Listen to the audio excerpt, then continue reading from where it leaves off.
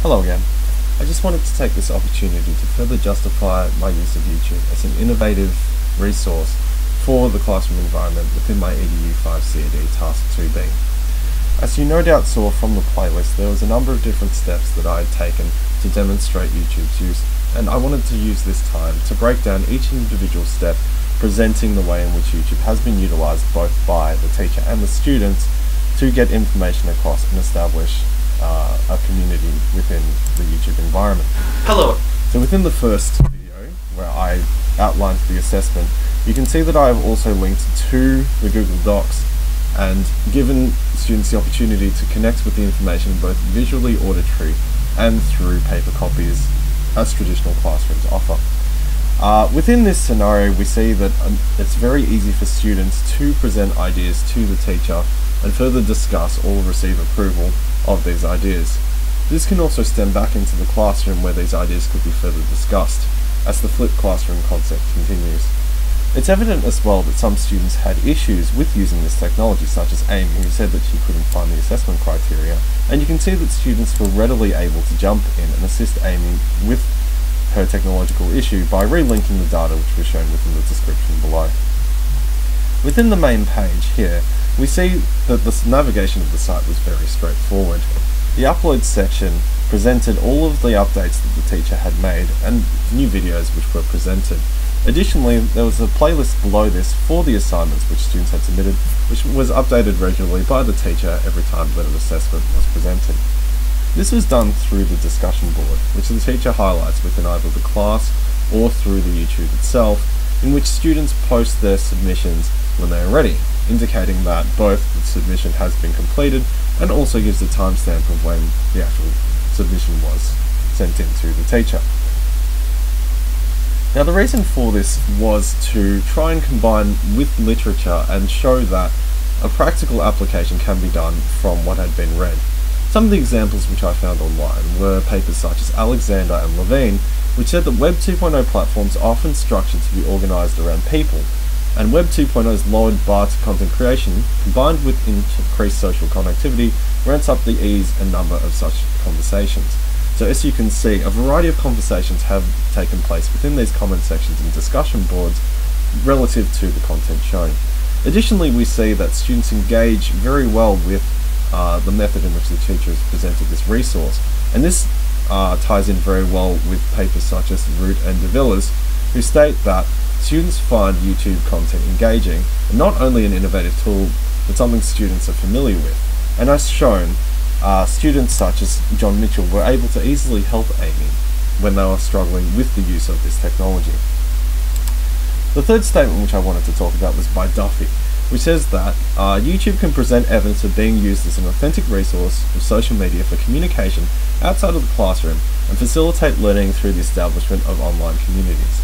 Now, I wanted to show an example of these online communities through things such as the further feedback and due dates video which I posted. Once again, as we see, a student such as Amy is having trouble finding information about steady-state theory for her presentation.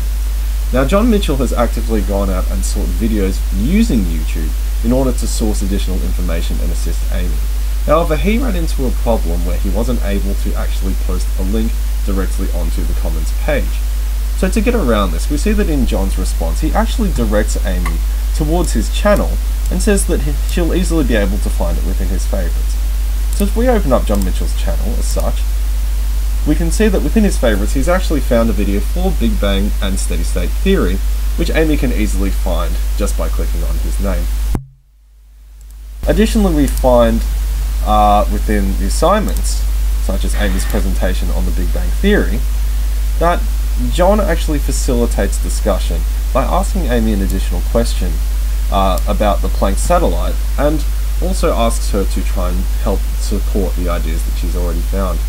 In order to do this, Amy's had to go out onto the web and find additional information to scaffold what she formerly knew or formerly discussed within her video, and then address John's concerns. Once again, similar to the previous video, we find that Amy's not actually able to post links within her replies to John. However, in a similar fashion to how John has used his favourites to present Amy with information she needs, Amy has also directed her answer towards John's discussion board. So once again, if we return to John Mitchell's page and go to his discussion channel, we find that Amy's link has been posted for John to easily access and see the information which Amy has found to address his concerns. Once again, these ideas can be further discussed within the classroom as the teacher monitors these interactions between the students. Finally, I wanted to point out the second assignment which I've attached to this playlist. I deliberately chose an assignment which was somewhat subpar and not really meeting the standards and expectations of the assessment criterion to show the effects of negative feedback and also the way in which students may come across negatively in their comments. As we can see, aside from the teacher himself, the overall vibe of the initial comments was quite negative, as we see people discussing their taste in music, people discussing whether or not the video was boring. Now, in literature, I found a number of papers, or one in particular by Lange, discussing how the internet has a need for criticism to exist within a community, and for it not to be filtered out, but highlighted as a key issue which individuals must use to conceptually realise their errors. So instead of within the teacher position just removing the errors in which students had put up and removing all negative feedback, I actually used it to facilitate discussion. And I did this through the use of a video reply which I posted on the main page about online conduct. And within this video, I asked students to look back on the comments they've put on their videos and reflect on whether or not they think their responses may be inconsiderate of others. In response to this video, if we go back to John Mitchell's assignment, we see that Amy has actually gone back and in turn apologised to John about her conduct and expressed the areas in which she feels like she has been unfair, and as a result John has said thank you. In regards to students such as Asher who have seen this message and have not actively made a reply towards it, we can further address it through either classroom discussion or through private messaging if the issue escalates further. Now, the interesting part about Google and YouTube is that they are now partnered, meaning that every single YouTube account is in fact coupled with a Gmail address. So what this means is the teachers are able to make students create Google accounts specifically for use with school content at the beginning of the year and have an address attached to these YouTube channels in which they have a direct source of communication with each and every student in case issues such as these arise.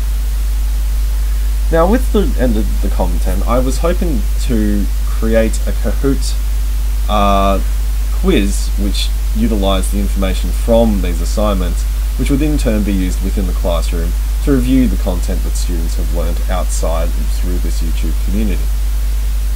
Unfortunately, I have not been able to source a copy of Kahoot at the moment, but you will be able to find it easily on the App Store.